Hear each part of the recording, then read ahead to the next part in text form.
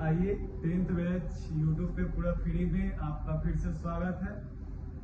अब हम लोग एक्सरसाइज 1.1 के क्वेश्चन नंबर 4 तक कर चुके थे। आज हम लोग पांचवा क्वेश्चन कर रहे हैं। पांचवा क्वेश्चन क्या कर रहा है, जांच कीजिए कि क्या किसी प्राकृतिक संख्या n के लिए संख्या 6 के पावर n अंक 0 पे समाप्त होगी क्या। इसको समझने से पहले आप लोग देख लीजिए, n प्राकृतिक संख्या बोल रहा है। प्राकृतिक संख्या क्या होता है, गिनती की संख्या को प्राकृतिक संख्या कहते हैं। तो ये सब क्या है, प्राकृतिक संख्या। ये सब क्या है, प्राकृतिक संख्या। और यहाँ पे बोल रहा है क्या, 6 के पावर n, यानी कि हम लोग को n के जगह पे 1 2 3 4 5 6 7 जो भी हो उसको रख के देखना है, वो 0 पे समाप्त होता है या नहीं, उसको हम लोग को जांचना है। देख लेते हैं 6 के पावर, सबसे पहले हम लोग रख लेते हैं 1। 6 के पावर 1 का मतलब क्या होगा, 6 ही होगा। फिर 6 के पावर 2 रखते हैं, तो 6 गुने 6 करेंगे, ये हो जाएगा 36। फिर 6 के पावर 3 करेंगे, ये हो जाएगा 6 गुने 6 गुने 6, ये हो जाएगा 216। और 6 के पावर 4 करेंगे, तो इसी प्रकार से लास्ट में आप लोग देखेंगे तो हमेशा लास्ट में क्या होगी, लास्ट में हमेशा क्या होगा, 6 पे ही समाप्त होगा। लास्ट में हमेशा क्या होगा, 6 पे समाप्त होगा। लेकिन इस क्वेश्चन में क्या बोल रहा है, 0 पे कभी समाप्त होगी क्या। 0 पे समाप्त होने का मतलब क्या हुआ, जो भी संख्या होगा वो 5 से क्या होगा, कटेगा। 5 से क्या होगा, कटेगा। जैसे 10 0 पे समाप्त हो रहा है, तो 10 5 से क्या हो रहा है, कट रहा है। 10 5 से क्या हो रहा है, कट रहा है। यानी कि 0 पे समाप्त होने के लिए कंडीशन होना चाहिए से वो 5 से कटेगा, या फिर 10 से भी वो क्या होगा, कटेगा। क्योंकि 10 में एक 0 होता है और एक 0 में वो कटता है। ठीक है, तो देखिए इसके बाद क्या करते हैं हम। तो आप लोगों ने देखा ये सब 6 पे समाप्त हो रहा है सभी, लेकिन क्वेश्चन में कह रहा है 0 पे समाप्त होगा।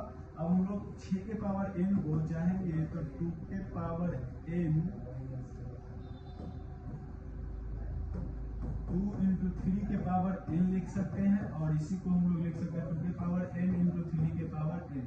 आप लोग देख रहे हैं 0 पर समाप्त होने के लिए आपको क्या करना होगा, उसमें 5 आना ही चाहिए। अगर 0 पे समाप्त हो रहा है तो वो संख्या लास्ट में 5 आना ही चाहिए, अभाज्य गुणनफल के रूप में 5 आना ही चाहिए। लेकिन आपको यहाँ पे 5 नजर नहीं आ रहा है, इससे यह पता चल रहा है कि 6 के पावर n में ऐसा कोई प्राकृतिक संख्या है ही नहीं जिसके लास्ट में 6 के पावर n जो होगा वो 0 पे समाप्त होगा। हमेशा किस पे समाप्त होगी, 6 पे। हमेशा किस पे समाप्त होगी, 6 पे। ठीक है, इसीलिए इसको हम लोग क्वेश्चन नंबर 5 कंप्लीट कर लेते हैं। इसमें चाहेंगे तो भाषा भी हम लोग लिख सकते हैं, लेकिन इसको समझाने के तौर तरीका से हम लोगों ने क्या किया, आगे बढ़ा। इसमें चाहिएगा तो भाषा भी लिख सकते हैं, भाषा लिख के दिखा देते हैं।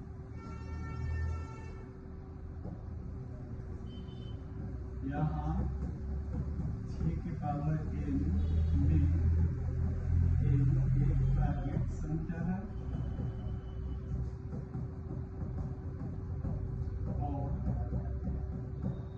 6 के पावर n को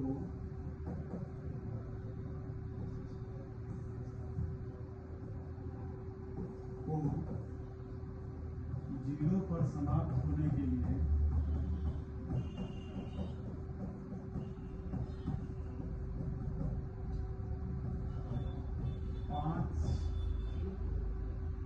5 से 5 आना चाहिए। लेकिन 6 के पावर n का अभाज्य गुणनखंड 6 के पावर n बराबर 2 के पावर n इंटू 3 के पावर n आता है। अतः 6 के पावर n में n प्राकृतिक संख्या के लिए, n प्राकृतिक संख्या के लिए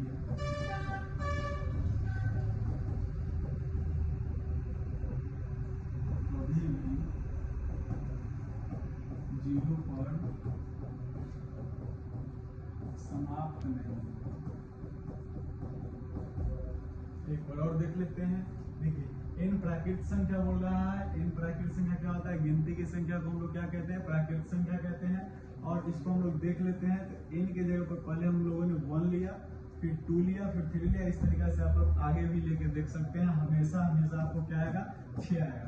अगर आपको ऐसे भी समझ में आ रहा है तो ऐसे भी कर सकते हैं, या फिर भाषा लिख के भी इसको कर सकते हैं। दोनों तरीका क्या है, सही है। ठीक है, इसके बाद हम लोग नेक्स्ट क्वेश्चन पे चलते हैं।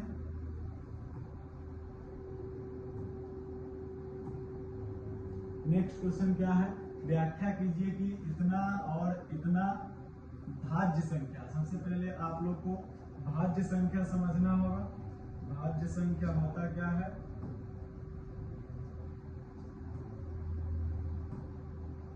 भाज्य संख्या क्या होता है, तो भाज्य संख्या जिसका 2 से ज्यादा गुणनखंड,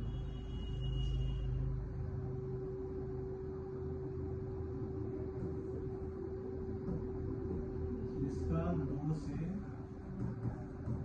ज्यादा गुणनखंड हो। 2 से ज्यादा गुणनखंड किसका किसका होता है, तो इसका एग्जाम्पल भी बताया होगा। 4, 6, 8, 9, टोटल बहुत सारा होता है। ये सब का 2 से ज्यादा गुणनखंड होता है। 2 से ज्यादा गुणनखंड। वैसे ही आप लोग को ये संख्या में और ये वाला संख्या में आपको दिखाना है ये भाज्य संख्या है या नहीं। आइए हम लोग बारी बारी से दोनों को चेक कर लेते हैं, ये भाज्य संख्या है या नहीं। सबसे पहले हम लोग देख लेते हैं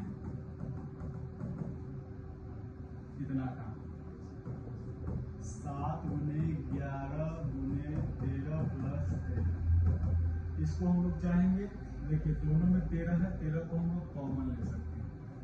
13 को कॉमन लेंगे तो बच जाएगा 7 गुने 11 प्लस 1 बच जाएगा। 7 गुने 11 प्लस 1 बच जाएगा। कैसे, क्योंकि यहाँ पर दोनों में 13, एक ये संख्या पूरा है और एक संख्या ये पूरा, अलग अलग दोनों संख्या, दोनों में 13 आ रहा है, इसलिए 13 को क्या कर लिया है, कॉमन ले लिया है। ठीक है, उसके बाद इसको हम लोग क्या करेंगे, गुना करेंगे। 11 सत्ते 77 प्लस 1, तो ये आ जाएगी आपका 13 गुने 78। अगर आप लोग 78 को देखेंगे तो 78 को हम लोग लिख सकते हैं 13 गुने 6, 13 गुने 6 लिख सकते हैं। तो देखिए ये भाज्य संख्या है, क्योंकि भाज्य संख्या इसलिए हुआ क्योंकि ये संख्या जो होगी वो 13 से भी कट रहा है, 6 से भी कट रहा है। 13 से भी कट रहा है और 20 से कट रहा है, 6 से भी कट रहा है। ठीक है, इसीलिए क्या होगी, भाज्य संख्या होगी। अतः इसका 2 से ज्यादा गुणनखंड है,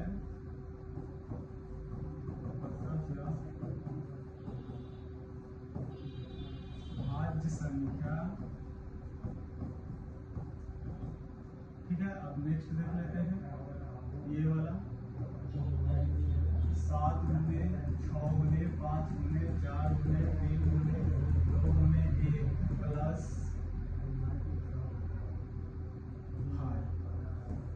इसको भी हम लोग देख लेते हैं। देखिए यहाँ पे इसमें और इसमें 5 दोनों में है, तो 5 को हम लोग क्या कर लेते हैं, कॉमन ले लेते हैं।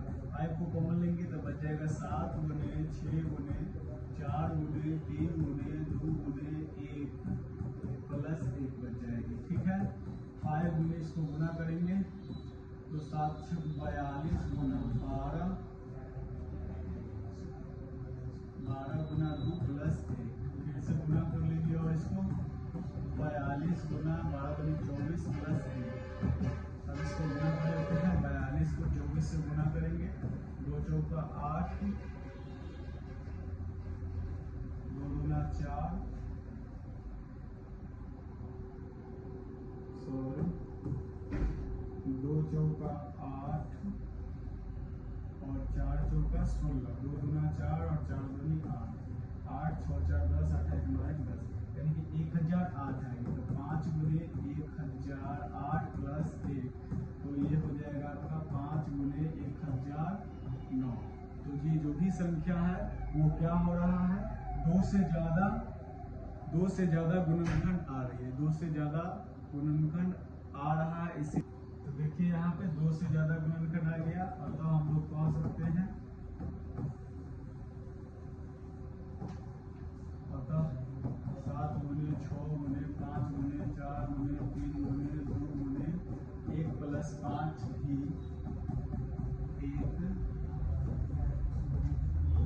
संख्या है। यही आपका था क्वेश्चन नंबर 6। अब हम लोग क्वेश्चन नंबर 7 पे आते हैं। 7 नंबर क्वेश्चन देखिए क्या हो रहा है। 7 नंबर क्वेश्चन कर रहा है, किसी खेल के मैदान के चारों ओर एक वृत्ताकार पथ है। मान लीजिए ये क्या है, वृत्ताकार पथ है। इस मैदान का एक चक्कर लगाने में सोनिया जो है, सोनिया द्वारा लिया गया समय बराबर 18 मिनट।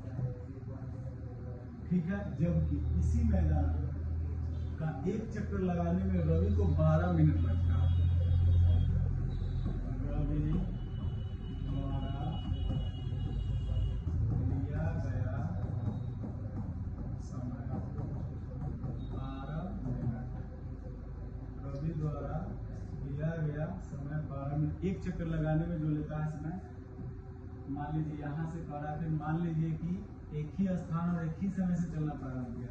यहाँ पे मान लीजिए रवि और सोनिया दोनों हैं, दोनों यहाँ से चलना शुरू करते हैं और एक चक्कर लगाने में सोनिया को 18 मिनट लगते हैं और रवि को 12 मिनट लगते हैं। रवि को 12 मिनट और सोनिया को 18 मिनट लगते हैं। मतलब क्या हुआ, रवि ज्यादा तेज भागता है और सोनिया कम तेज भागती है। ठीक है, तो फिर कह रहा है कितने समय बाद वो पुनः प्रारंभिक स्थान पर मिलेंगे, यानी कितना समय बाद वो होगा जो एक समय जहाँ से चले थे, यहाँ से चले हैं तो यहीं पे कितने समय बाद दोनों आकर के यहीं पे रुक जाएंगे। दोनों के रुकने का एक ही कंडीशन हुआ कि दोनों संख्या का मल्टीपल आना चाहिए। दोनों संख्या का क्या आना चाहिए, गुणज आना चाहिए। गुणज आने के लिए हम लोग को क्या करना पड़ेगा, दोनों संख्या का एलसीएम निकालना होगा। दोनों संख्या का एलसीएम निकाल देते हैं। सोनिया और रवि, सोनिया और रवि प्रारंभिक बिंदु पर मिलेंगे।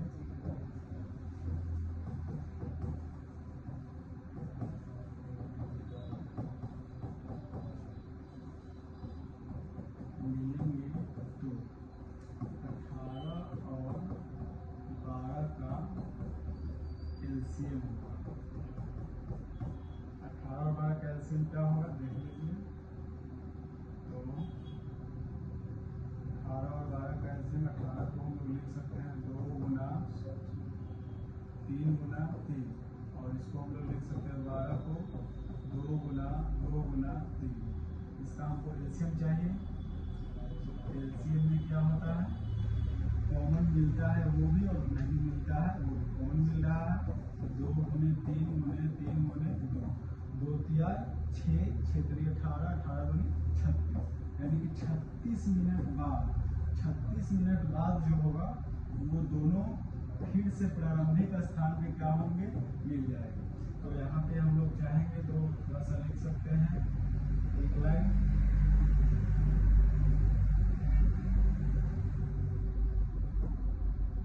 अतः रवि और सोनिया